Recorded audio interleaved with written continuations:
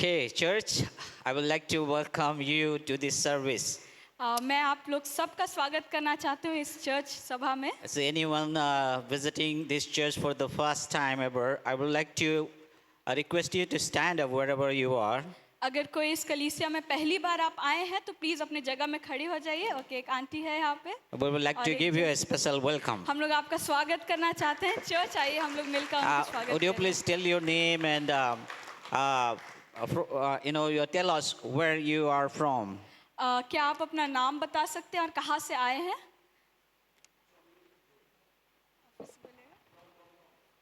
अच्छा, भाई दमदम से आए हैं। Shipra Chatterjee. Thank you so Sister much. Shipra. Please be seated. आप लोग का बहुत बहुत धन्यवाद कि आप लोग आज हमारे साथ जुड़े हैं। We are glad to have you here this afternoon. हम लोग आप यहाँ पे आज आए हैं, उसके लिए हम लोग बहुत खुश हैं। So, if you are not visiting any other church, we would like to request you, please make this church your church and come for worship. अगर आप किसी और कलीसिया में नहीं जाते हैं तो आप हम लोग को इस चर्च को अपना चर्च बना सकते हैं। Also, I would like to welcome everyone, those who are watching online. मैं जो भी ऑनलाइन हम लोग के साथ जुड़े हैं, हम लोग आपका भी स्वागत करना चाहते हैं। And those who are joining online for the first time, would you please just put a message there and leave a message with your name and maybe the contact number. और अगर कोई आप पहली बार जुड़े हैं हमारे साथ ऑनलाइन तो आप कमेंट में प्लीज अपना नाम और आप कहाँ से जुड़े हैं वो आप दे सकते हैं। So our volunteer team will contact you or connect you further. और हमारा जो वॉलंटियर टीम है वो आपसे ज़रूर जुड़ना चाहेगा। Okay, so in the year 1992, सन 1992 में an American author and a relationship counselor named John Gray एक अमेरिकन लेखक और संबंध relationship counsellor he wrote a book. उन्होंने एक बुक लिखा। The title of the book is Men Are From Mars, Women From Venus. और उस किताब का शीर्षक ये था कि पुरुष वो मार्स से हैं और जो स्त्री लोग हैं उन लोग वीनस से हैं। Now in the book he stated that the most of the relational problem that happens between men and women are because of fundamental psychological differences. उस बुक में लेखक बोलता है कि जो भी आदमी और औरत के बीच में अगर कोई भी संबंध को लेके झिकझिक होती है तो वो इसी कारण की वजह से होती है कि उनका सोचने का तरीका या फिर कुछ भी करने का तरीका वो अलग होता है, डिफरेंट होता है। And the means for those differences are because they belong to different planets. और किताब में लेखक बोलता है कि ऐसा इसलिए होता है क्योंकि औरत और पुरुष जो है वो अलग अलग प्लैनेट से आए हैं। You know, men comes from Mars and women comes from Venus. जो आदमी होते हैं वो मार्स से आते हैं और जो औरत होती है वो वीनस से आती है। But the book this was a very famous book. Almost 15 million copies were sold in that year. और ये किताब जो है बहुत ही फेमस था उस समय में और लगभग 50 मिलियन कॉपीज ये बुक के बिके गए थे। And this book influenced the whole market and the medias. और ये जो किताब है पूरा मार्केट में बहुत फेमस हो गया था, बहुत जगह में इन्फ्लुएंस किया था। The manufacturers, they started manufacturing men apparel and women apparel like Mars and Venus. जो बहुत सारे ऐसे मैन्युफैक्चरर्स थे जो कपड़ा बनाया करते थे वो ऐसा टी शर्ट लिख के आने लगे कि जो आदमी लोग हैं वो लोग मार्स से है और जो औरत लोग हैं वो लोग वीनस से है। Even the restaurants, they were preparing salad for him and her. और जो रेस्टोरेंट्स भी थे, बिजनेसेस थे, उन लोग भी सलाद निकालने लगे, कैसा कुछ आदमी के लिए औरत के लिए अलग। And many people started to believe, I think it is true, man is from Mars and women is from Venus. और बहुत लोग इस बात पर विश्वास भी करने लग गए थे।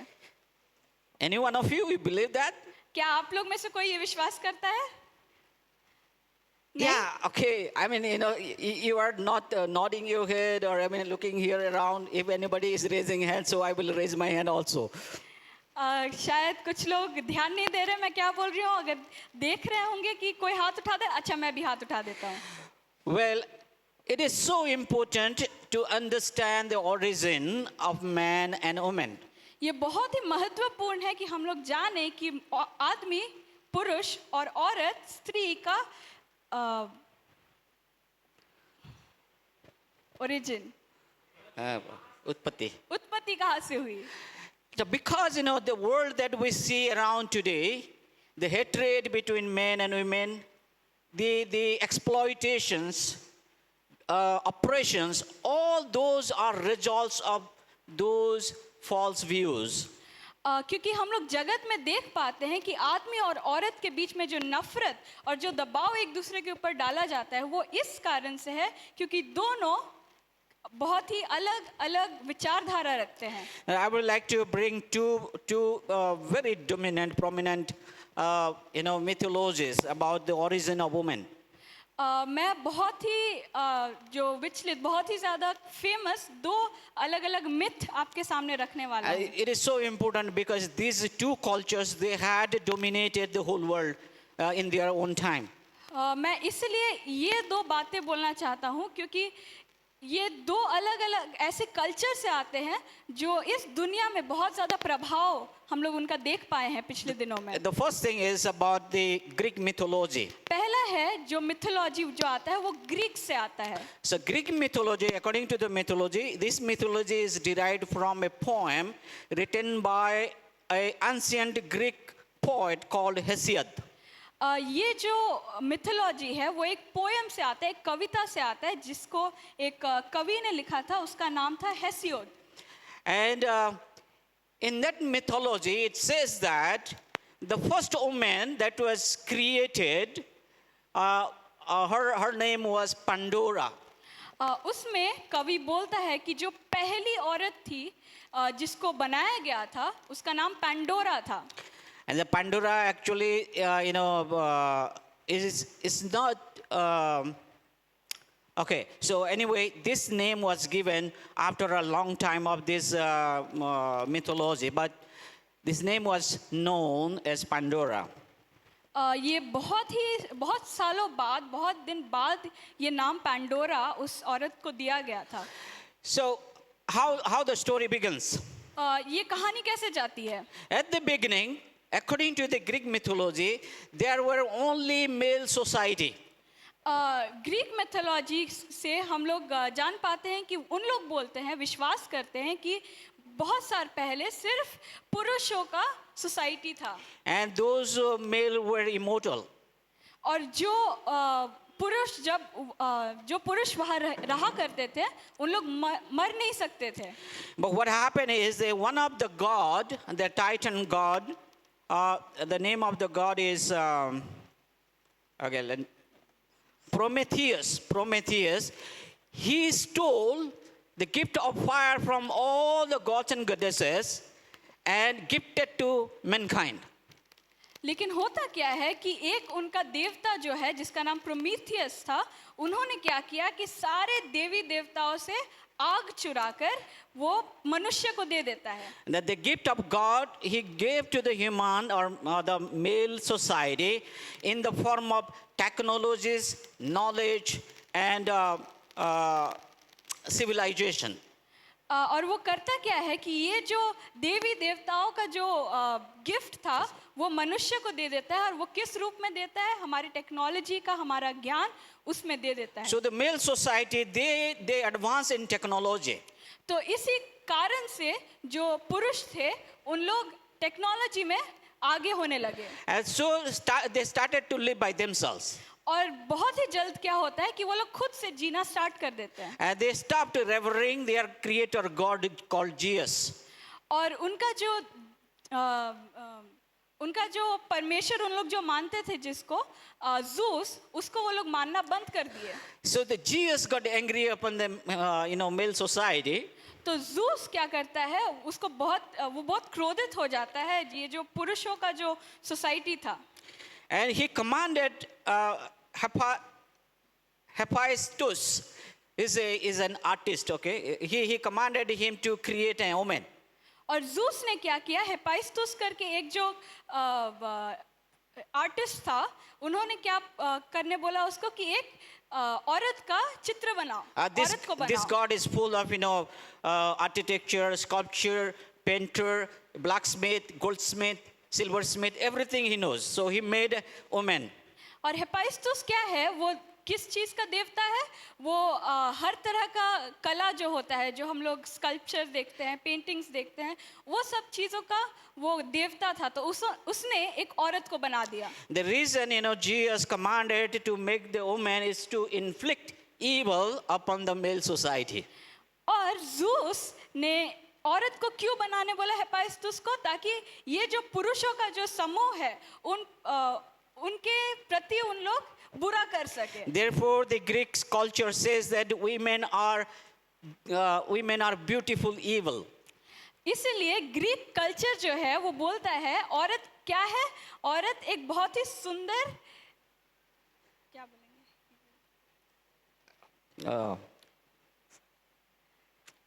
Okay. A beautiful evil. Evil, everybody knows it. Okay? Sorry, Okay. we are struggling. Well, Sundar Kharap. Okay. सुंदर दुष्ट है उनके ऊपर एक तरह से बोलने Well, से. so the Greek culture believes that. तो ग्रीक कल्चर इस बात पे विश्वास करती है. How our women will react to that culture? और हमारी औरतें इस कल्चर की प्रति कैसा भाव रखते हैं? Think about, just imagine how the male were treated them. They were enemies, right? They were enemies.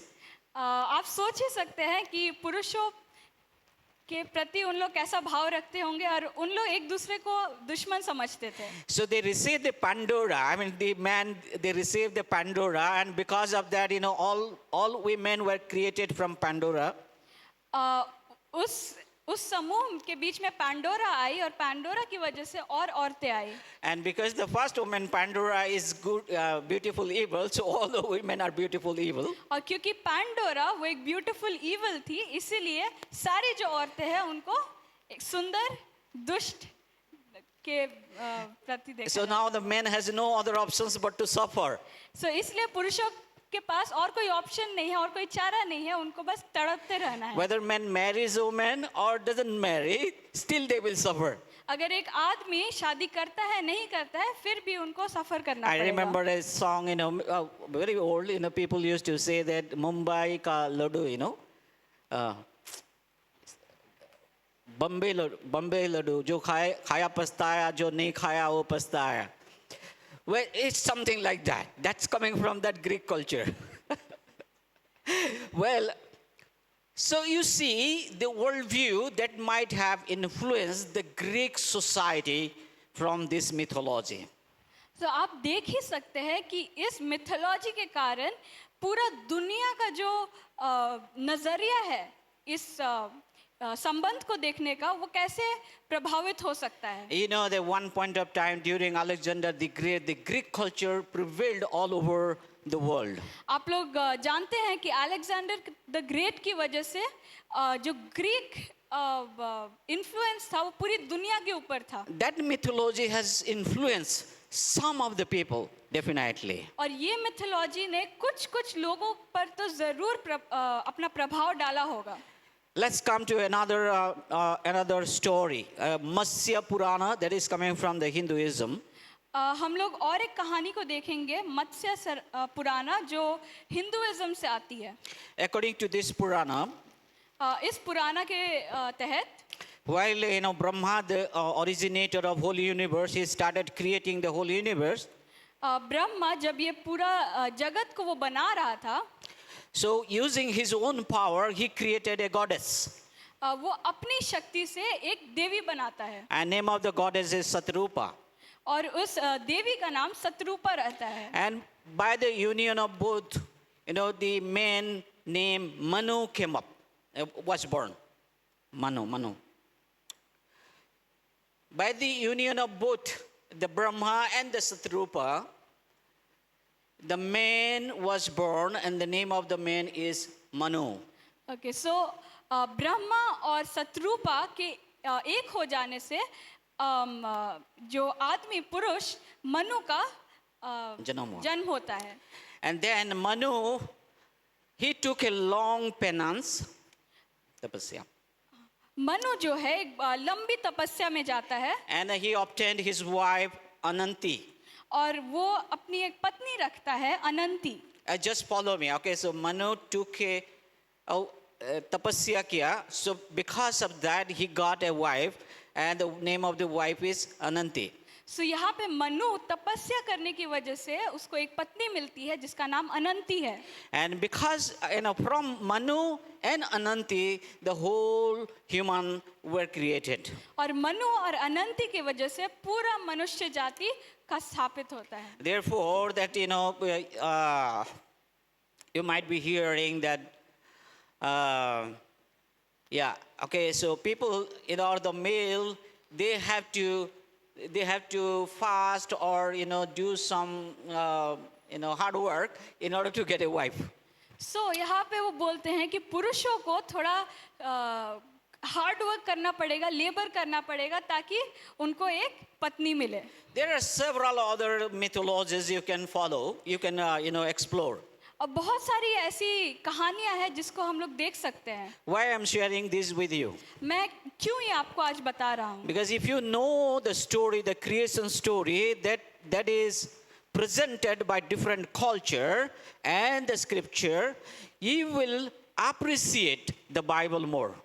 क्योंकि अगर आप देखिए उत्पत्ति की जो कहानी है, मनुष्य जाति की जो कहानी है, अगर आप दूसरे कल्चर्स में देखेंगे और बाइबल में देखेंगे तो आप बाइबल की जो कहानी को है वो ज़्यादा पसंद करेंगे। And I would like to request you to open your Bible to Genesis chapter 2 verse 18 to 23. मैं चाहता हूँ कि आप लोग अपनी बाइबल को उत्पत्ति उसके 2 अध्याय 18 से 23 तक हम लोग पढ़ेंगे। And we will look at the origin, the creation story that is recorded in the Bible. और हम लोग उत्पत्ति की कहानी को देखेंगे जो बाइबल में लिखी गई है। Okay, somebody can read in Hindi if anyone has.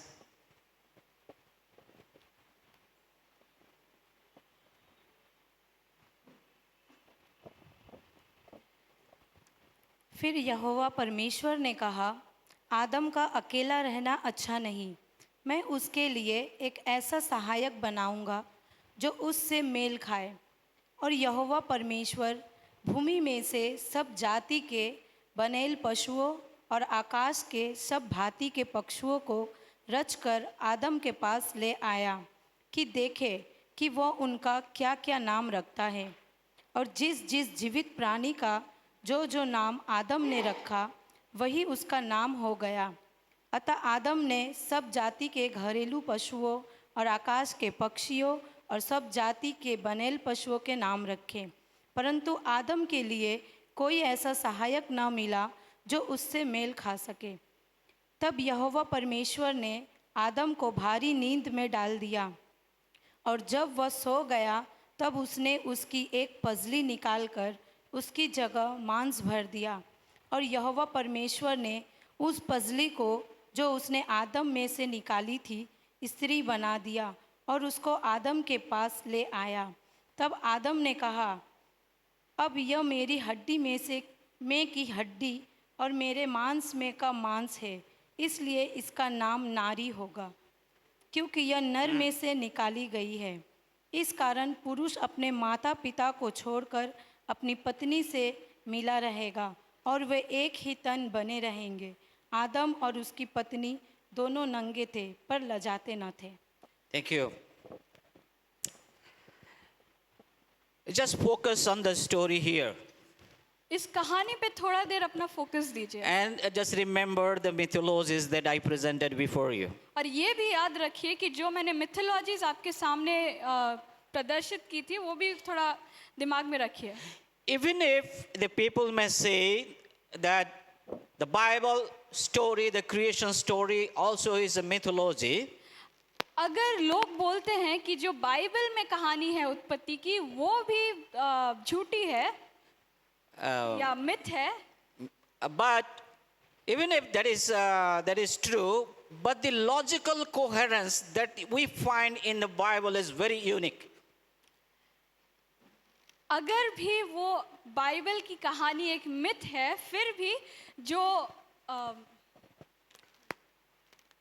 I don't even know my okay. So the story, if you have the questions, like you can ask the questions to the Greek mythology, you can ask questions to other mythologies. You can also ask questions here. आप अगर कोई भी myth के ऊपर अगर आप सवाल उठाते हैं, तो अलग अलग मिथ के ऊपर हम लोग सवाल उठाते हैं, तो बाइबल के ऊपर भी हम लोग सवाल उठा सकते हैं. Even if you ask questions, the story is giving sufficient answers, even if you have questions. ये जो कहानी है वो आपको जो आपके प्रश्नों का उत्तर सही सही से दे सकती है. And definitely it will impress you. और ये आपको अच्छा लग सकता है.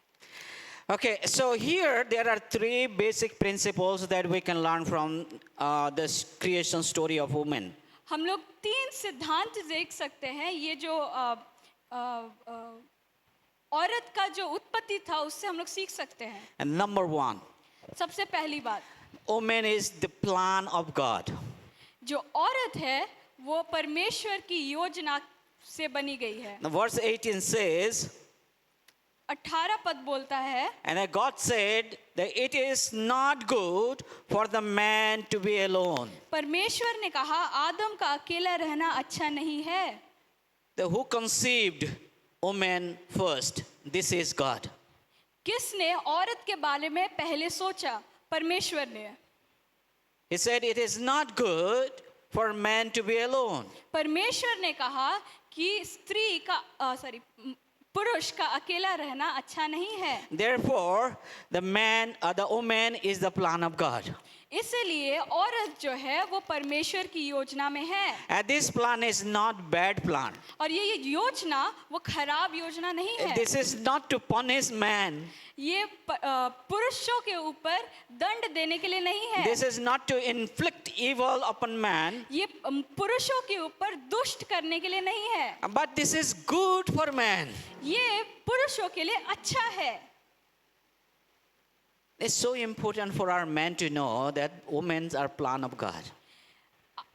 पुरुषों को ये जानना अच्छा है कि औरत परमेश्वर की योजना से बनी गई है. If they know the truth and what they are doing, every actions they do against or in support of women has a consequence, and they will be careful enough.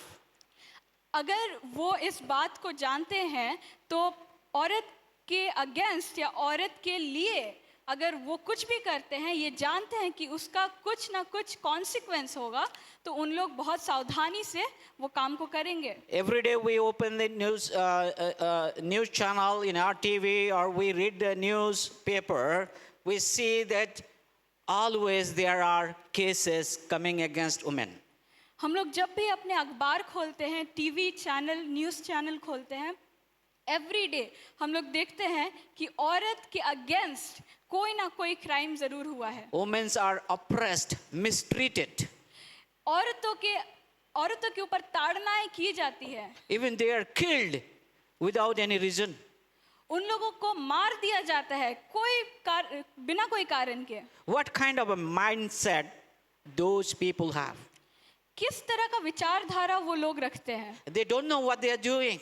उनको नहीं पता वो लोग क्या कर रहे हैं. They are playing with the creation of God. उन लोग परमेश्वर की सृष्टि से खेल रहे हैं. And God will not allow them to go unpunished. और परमेश्वर उनको बिना दंड दिए जाने नहीं देगा. They have consequences. उनके एक्शंस का कोई उनके एक्शंस का परिणाम है कुछ. Anyone who goes against the plan of God, God will not leave them just the way they are. कोई भी अगर परमेश्वर की योजना के विरुद्ध जाता है तो उस एक्शन का एक परिणाम है. But unfortunately, those people, they do not know the truth. लेकिन बात ऐसी है कि उन लोगों को सच्चाई के बारे में नहीं पता है. They are blind. उन लोग अंधे हैं. They don't even know who they are. उनको नहीं पता कि उन लोग कौन है. And that's why they behave in that wrong way. और इसी कारण से उन लोग इस तरह से अपना व्यवहार करते हैं. So beautifully, the Bible presents who the woman is. बहुत सुंदर तरीके से बाइबल बताती है एक औरत कौन है. The woman is the creation or the plan of God. औरत परमेश्वर की योजना की एक सृष्टि है.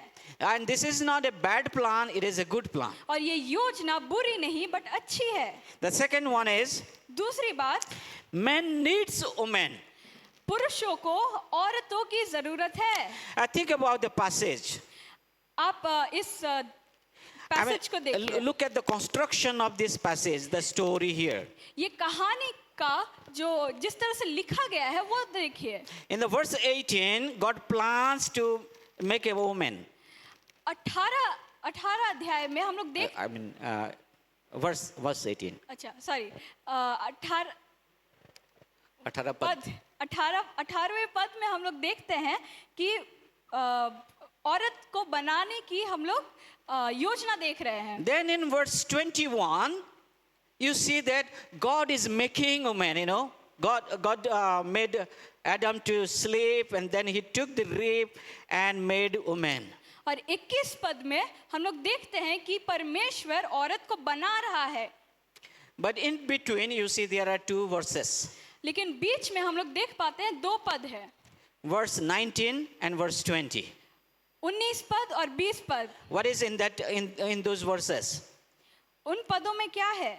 In those verses, you see that God brought all the creatures, animals, birds, everything in front of Adam. Verse 19 and 20, we see that God brought all animals and birds in front of Adam. 19 और 20 पद में हम लोग देख पाते हैं कि सारे जो जीव जंतु है उसको परमेश्वर आदम के पास लाता है. And Adam sees all animals and he gives them names for each one. और आदम हर एक जीव जंतु को देखकर उनका नाम रखता है. Then in verse 20 later part it says, but for Adam no suitable helper was found. लेकिन 20 पद में हम लोग देख पाते हैं कि आदम के लिए कोई साथी नहीं मिला. What it says? क्या कहता है Bible? It's a clear indications that God wanted the man to see all the creations he had already made and then help the man realize who could be his partner. परमेश्वर यहाँ क्या करता है कि सारे जो जानवर है उसको आदम के पास लाता है ये दिखाने के लिए आदम को कि उसके लिए एक अच्छा साथी कौन होगा. Adam sees cows, donkeys, tigers, leopards, then even eagle, pigeon, everything, and he says, okay, it doesn't fit, it doesn't match him. आदम सारे जानवरों को देखता है, गाय, बकरी, बैल सबको देखता है और वो बोलता है कि मेरे लिए कोई भी अच्छा साथी इनमें से नहीं है. None of them were suitable. कोई भी जानवर अच्छा या सही साथी नहीं था. Suitable meaning corresponding to. सही इस बात से कि उन लोग एक समान नहीं थे. Now what is the corresponding meaning? एक समान मतलब क्या? For example, we have the cordless microphone. Example के तौर पे हम लोग देख सकते हैं कॉर्डलेस माइक है हम लोग के And we pass. have system over there. और वहाँ पे एक सिस्टम आप लोग देख रहे Now हैं. that system and this microphone is corresponding to each other. वो सिस्टम और ये माइक्रोफोन एक दूसरे से जुड़ा हुआ है. Therefore, when we are speaking, it is taking through the system and going to you through those speakers.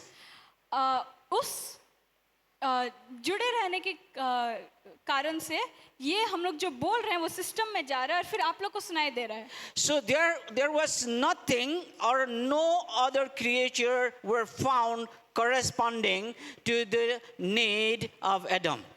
सो इस तरह का जो कनेक्शन है कि ये जुड़ा हुआ है, इस तरह का कनेक्शन वो किसी भी जानवर के साथ वो नहीं देख पा रहा था. Because only woman is the best complement to man. क्योंकि औरत जो है वही सबसे अच्छा साथी मनुष्य पुरुष के लिए है. Some man, or we may not call them man or human because they are not operating with the man attitude. कोई पुरुष लेकिन हम लोग उनको पुरुष बोल सकते हैं कि नहीं, नहीं पता, क्योंकि उन लोग उनके जैसा विचार रखना चाहिए वैसा नहीं रखते हैं. They may not understand how important it is for them to have an woman in their lives. उन लोग नहीं जान पाते हैं कि कितना महत्वपूर्ण है एक स्त्री का उनके जीवन में रहना. Therefore, God's word says that there was no one found suitable for Adam. इसलिए परमेश्वर का वचन कहता है कि आदम के लिए कोई सही साथी नहीं मिला. No suitable helper. कोई भी सही साथी नहीं मिला. And the helper doesn't mean, it's not like an inferior word. साथी या सहायक कोई भी ऐसा आइडिया ऐसा मत लीजिए कि ये थोड़ा कम दर्जा का है. It doesn't mean that it has less value. इसका ये मतलब नहीं है कि इसका जो वैल्यू है वो थोड़ा कम है. Or it doesn't mean that it is not equal to. और इसका ये भी मतलब नहीं है कि वो समान नहीं है. Because in the Bible, there are several places we find the word helper is used for God.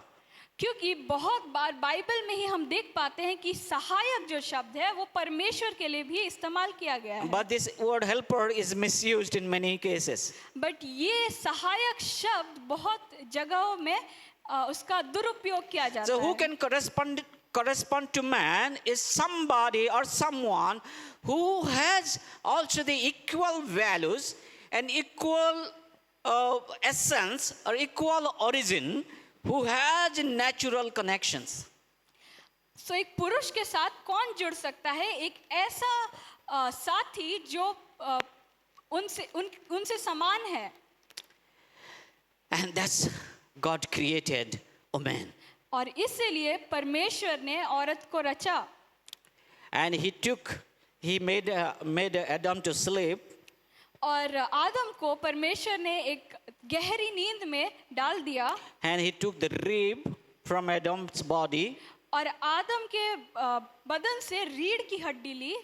And then with that rib he created woman. और उस हड्डी से उन्होंने स्त्री बनाया. It's not just the story. ये सिर्फ एक कहानी नहीं है. What it signifies, you need to pay attention. ये क्या दर्शाना चाहता है? आप थोड़ा ध्यान दीजिए. What message it communicates to us? क्या हम लोग को ये बताना चाह रहा है? You see that here, the man is created by God, but the same way woman also is created by God. पुरुष की जो रचना है वो परमेश्वर ने किया था और औरत की भी जो सृष्टि है वो भी परमेश्वर ने किया. The man is the plan of God. The same way, woman also is the plan of God. पुरुष परमेश्वर की योजना से बनाया गया है और स्त्री को भी परमेश्वर की योजना से ही बनाया गया है. In my next sermon, I will talk to you about the purpose of the man and woman. मैं अगला अपना जो मैसेज है उसमें पुरुष और स्त्री का जो पर्पस है उसके बारे में बात करना चाहता हूँ.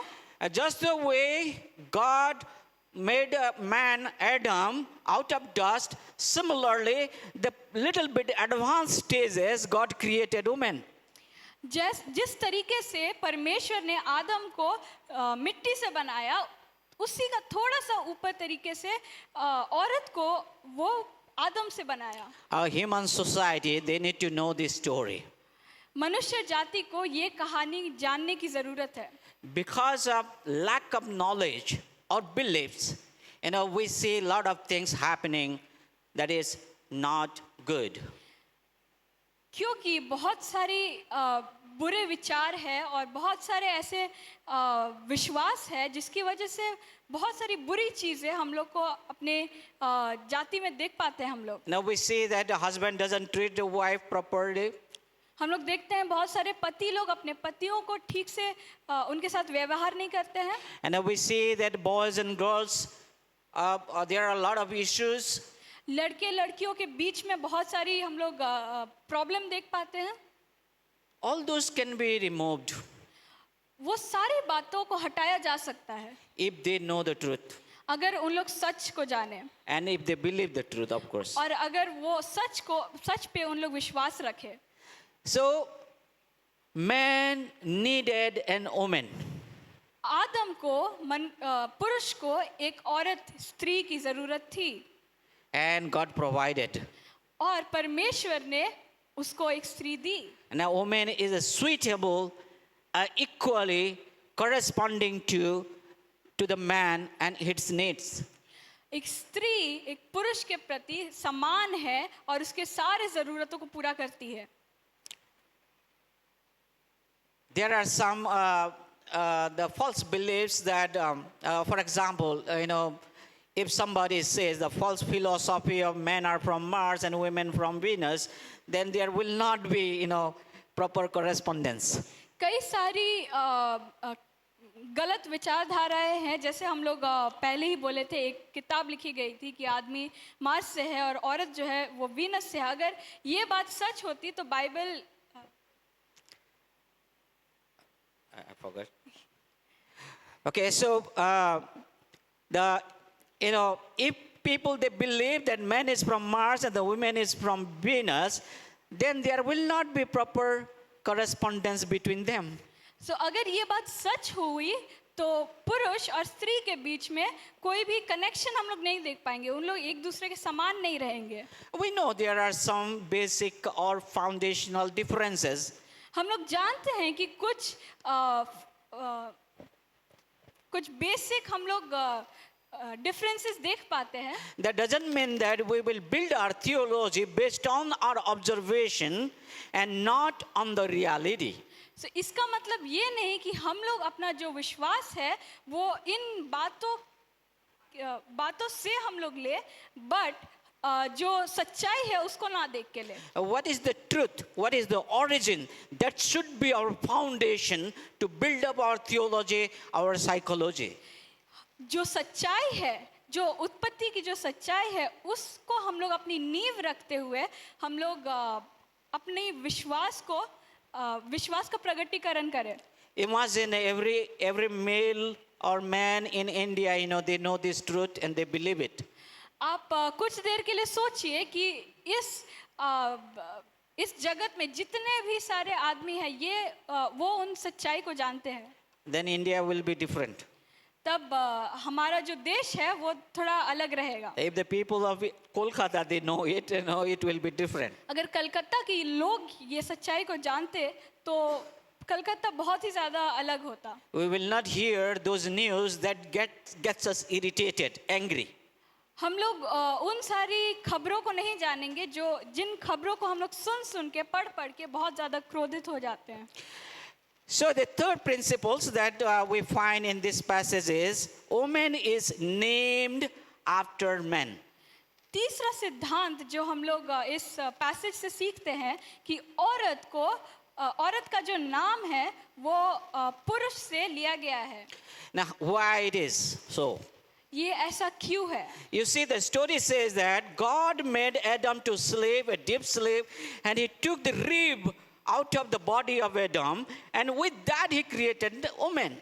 ये पैसेज में क्या बोलता है कि परमेश्वर आदम को एक गहरी नींद में सुला देता है और आदम के अंदर से रीढ़ की हड्डी लेकर स्त्री का सृष्टि होता है. And he made a woman. और परमेश्वर ने औरत को बनाया. And he brought the woman in front of Adam. और उस औरत को आदम के सामने लेकर आता है. And you see the response of Adam there. और आदम का वहाँ पे जवाब आप गौर कीजिए. Look at verse 23. 23 पद में आप लोग देखिए. And he said. और उसने कहा. Who said? किसने कहा? Adam said. आदम ने कहा. This is now bone of my bones and the flesh of my flesh. She shall be called woman, for she was taken out of man. जोर से अगर आप लोग पढ़ देंगे तो अच्छा होगा. हिंदी में कोई 23 पद को जोर से पढ़ देंगे.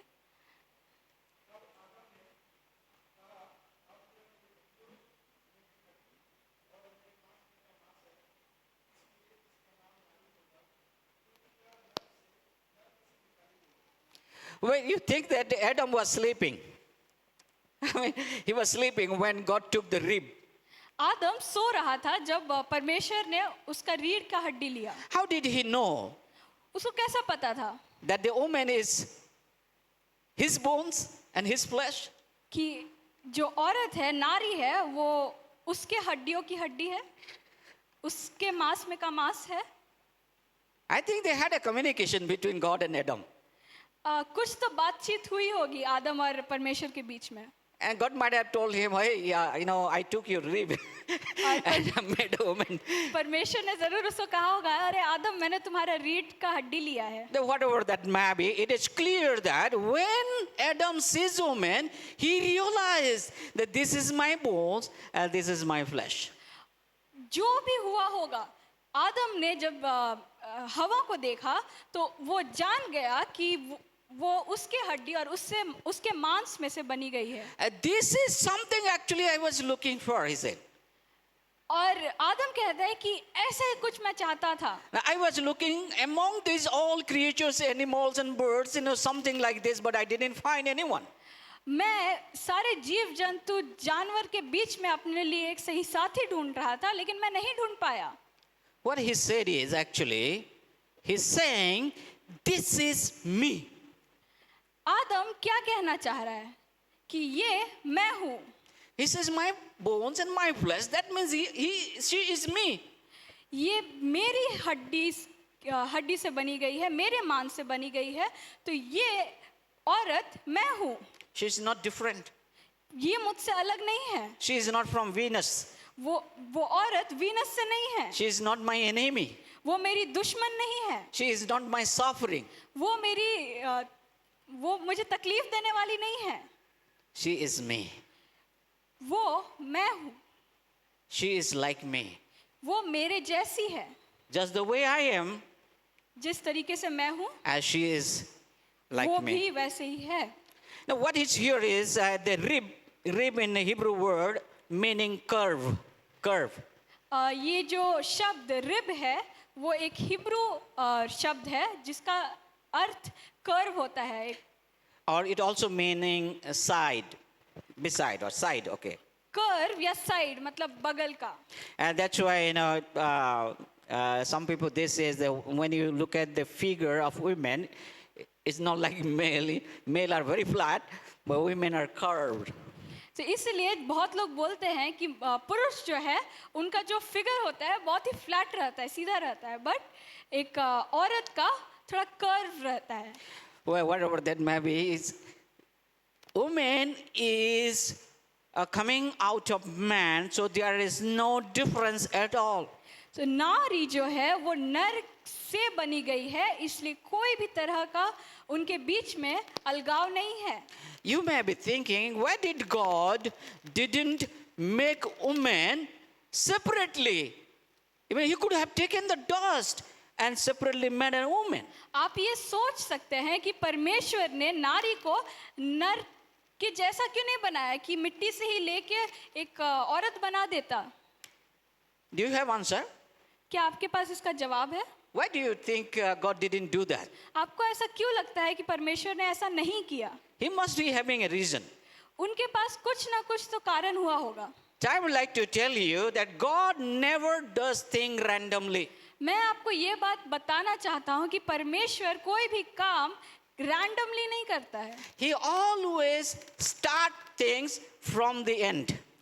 वो हमेशा हर चीज को अंत से शुरू करता है। He sees a vision and then he starts.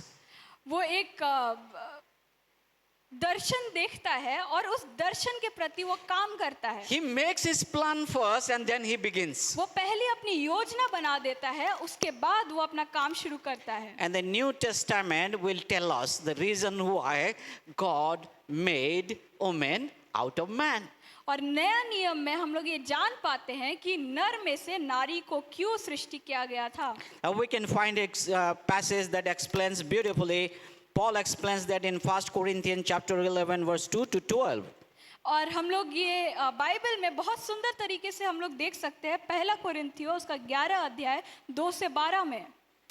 And in this passage, I am not going to read it, but you can keep the passage open and you read by it yourself. हम लोग इसको पढ़ेंगे नहीं, आप लोग इस पद को खुला रख सकते हैं, अध्याय को खुला रख सकते हैं, पढ़ सकते हैं। And keep your eyes on the scripture and keep your ear to listen to me. आप अपनी बाइबल पे अपना ध्यान रखिए और मेरी बातों को सुनिए। Listen to us, both of us, okay? हम दोनों को सुनिए।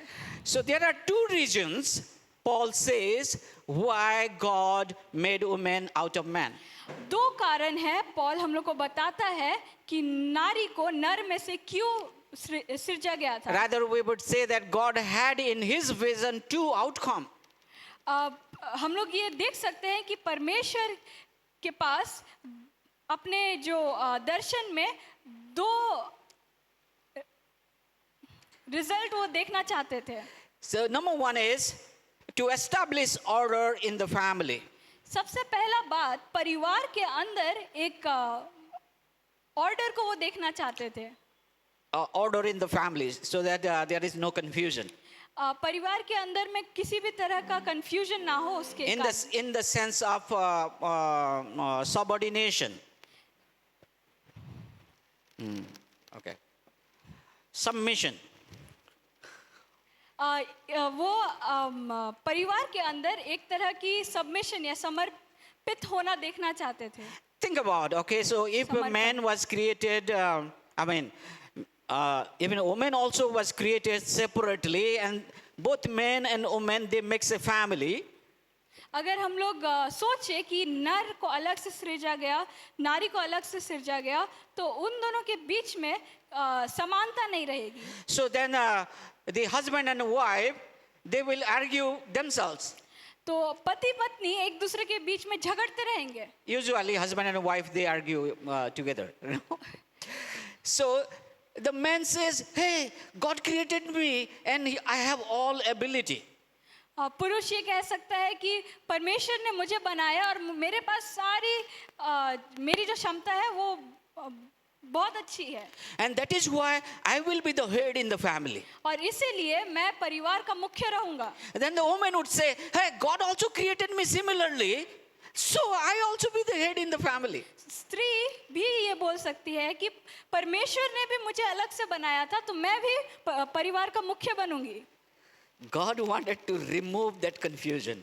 परमेश्वर ये कंफ्यूजन को हटाना चाहता था। God doesn't want his people to suffer because of his creation. परमेश्वर मनुष्य को तकलीफ नहीं देना चाहता था उसके सृष्टि से। So in the family, somebody need to be head. परिवार के अंदर में किसी ना किसी को मुखिया बनना पड़ा। Somebody need to be play the role of headship. मुखिया, परिवार का मुखिया किसी को परिवार का मुख्य का जो रोल है उसको अदा करना पड़ेगा।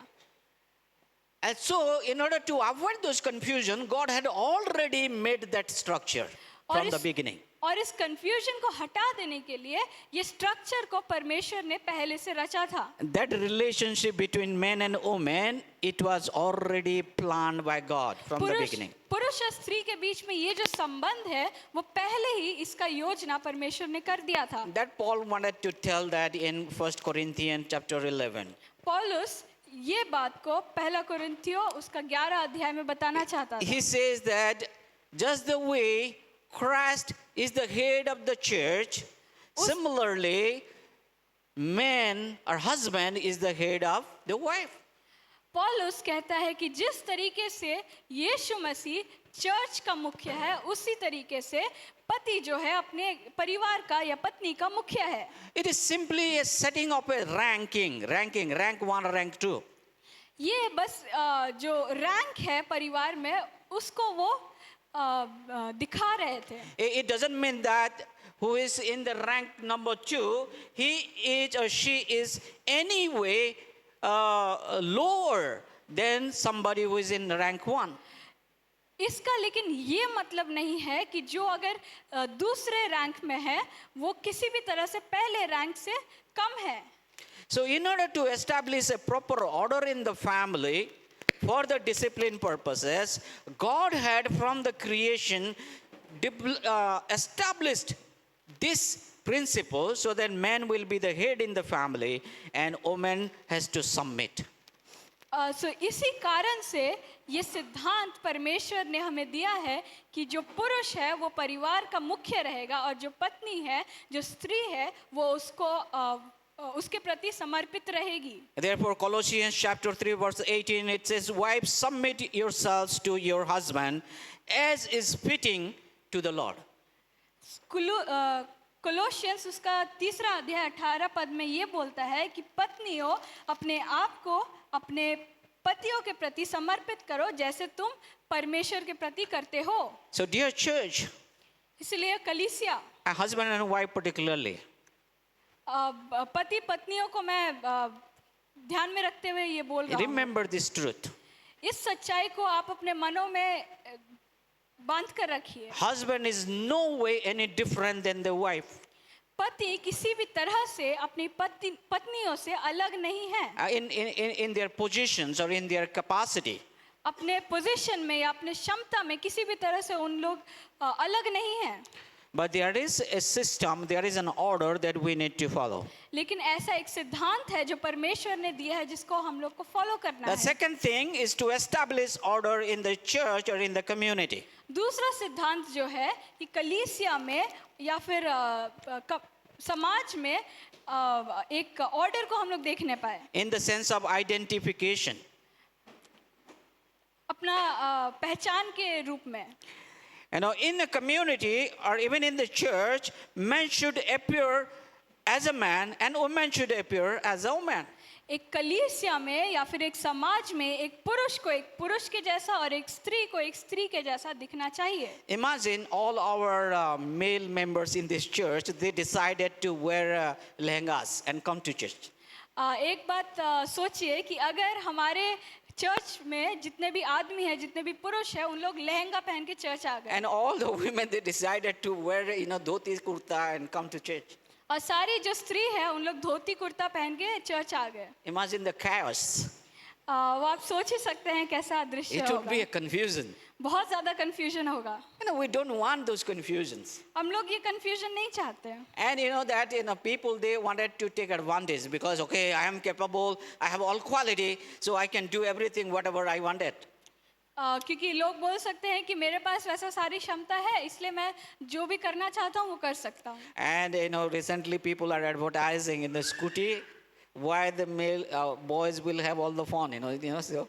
So इसलिए हम लोग स्कूटी का बहुत सारा ऐड में भी देखते हैं कि सिर्फ लड़कों को सारा मजा क्यों लेने दे. It is not about competing each other. It is about keeping our identity. तो एक दूसरे से कंपटीशन करने के लिए नहीं है, लेकिन ये बात हम लोग क्यों मानते हैं ताकि हमारा पहचान वो सही हो. Based on the culture that is prevailing in any local settings, we need to follow that and keep ourselves as a male, and a female.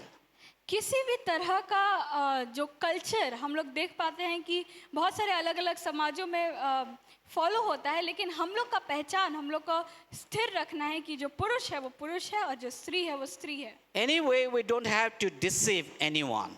हम लोग को किसी भी व्यक्ति को धोखा नहीं देना है.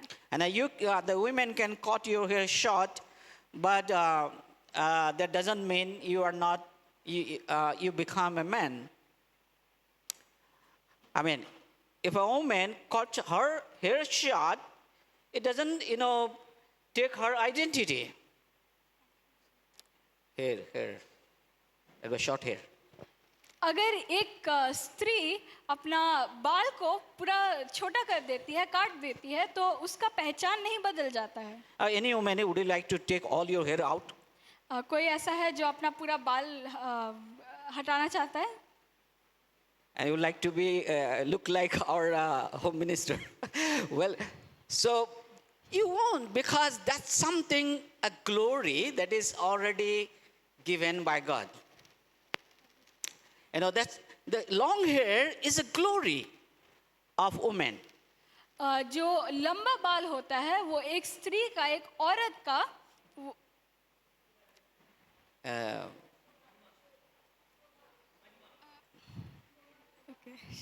So hard. उसका एक प्राइड है ना, वो उसका शोभा देता है Oh, हमको। anyway, so don't get confused. What I would like to say is that we need to have a proper order in the church, in the community.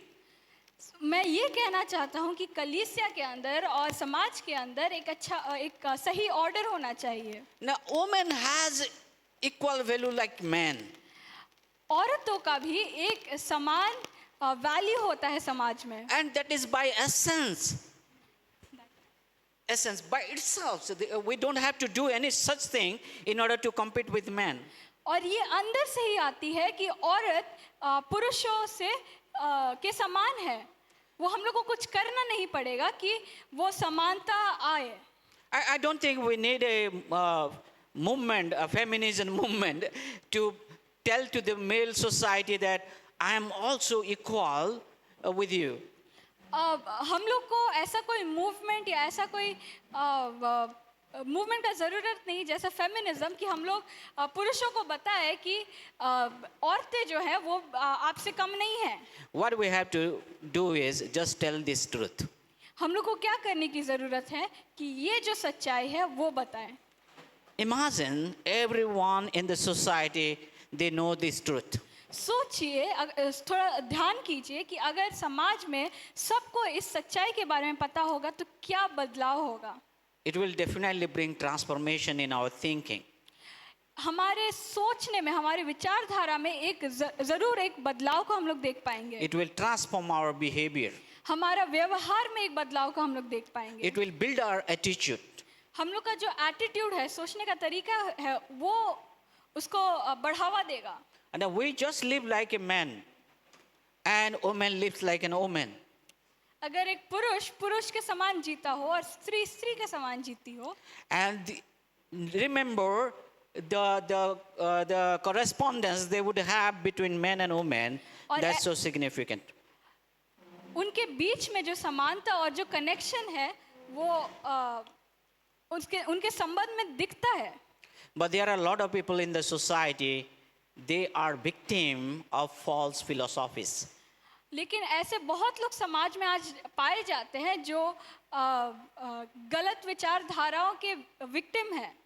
And we have the solution for them. We can rescue them from those bondages. और हमारे पास उसका एक इलाज है। उनका जो जिस विचारधाराओं से वो लोग जकड़े हुए हैं उससे हम लोग उनको निकाल सकते हैं। How can we do that? हम लोग उसको कैसे कर सकते हैं? By telling them the truth, उनको सच्चाई बताकर, by sharing this gospel. हमारा जो सुसमाचार है उसको शेयर करके। And this story will definitely make changes in their behavior. और ये कहानी उनके जीवन में हम लोग बदलाव को हम लोग देख सकेंगे। It is our prayer that may God use all of us, that whatever we are learning here, it is not just listening, but it is utilizing wherever we are living. ये हमारी प्रार्थना है कि हम लोग जो भी कुछ सुनते हैं, जो भी कुछ सीखते हैं, वो सिर्फ सीखने ही ना पाए, बट उसका हम लोग उपयोग भी करने पाए। When we engage with other people in our conversations, let this truth pass on to them. जब हम लोग दूसरे लोगों के साथ जुड़ते हैं या बातचीत करते हैं तो ये चीज़ हम लोग दिखाने पाए। We can speak with confidence because this is the truth and the Lord Jesus has spoken it. हम लोग इस सच्चाई को पूरे कॉन्फिडेंस के साथ बोल सकते हैं क्योंकि ये सच है, ये बाइबल कहता है और ये यीशु मसीह ने भी कहा है। And this truth is not to destroy or take away any prestige, but it is to build and advance their career. और ये जो सच्चाई है वो किसी भी तरह से किसी भी चीज़ को नाश करने के लिए नहीं है, लेकिन बढ़ावा देने के लिए है, बढ़ाने के लिए है। So, woman is the plan of God. स्त्री परमेश्वर की योजना से बनी है। And second is man needs woman. दूसरा है कि पुरुषों को स्त्री की जरूरत है। Women also need men. स्त्रियों को भी पुरुषों की जरूरत है। And third thing is that woman is named after man so as to establish a proper order among them. और तीसरा बात जो औरत है उनको पुरुषों के नाम से लिया गया है, नारी को नर से लिया गया है। May God bless us. परमेश्वर हम सबको आशीष दे। Shall we pray? आइए हम प्रार्थना करें। Father, we thank you for your word. पिता, हम लोग आपको धन्यवाद देते हैं आपके वचन के लिए। We have been listening these words several times. हमने इन वचनों को बहुत बार सुना है। But Lord, I pray that bless all our members, those who are listening today. परमेश्वर, लेकिन हम लोग प्रार्थना करते हैं कि हमारे सारे मेंबर्स को आप आशीष को दीजिए। But we all will take a commitment to pass on this message to those who are very needed. ताकि हम लोग ये कमिटमेंट लेने पाए कि जिनको इस वचन की ज़रूरत है उन तक हम लोग ये वचन को पहुंचाने पाए। It is so important that those lives can be rescued. क्योंकि ये बहुत महत्वपूर्ण है कि उन लाइफ्स को भी हम लोग बचाने पाए। Because many are the victim of false philosophies. क्योंकि बहुत लोग गलत विचारधाराओं से जकड़े हुए हैं। And use each one of us as a rescuer. और हम हर एक जन को आप इस्तेमाल कीजिए ताकि हम लोग उनको बचाने पाए। In Jesus' name I pray. यीशु मसीह के नाम से। Amen. आमीन। Thank you.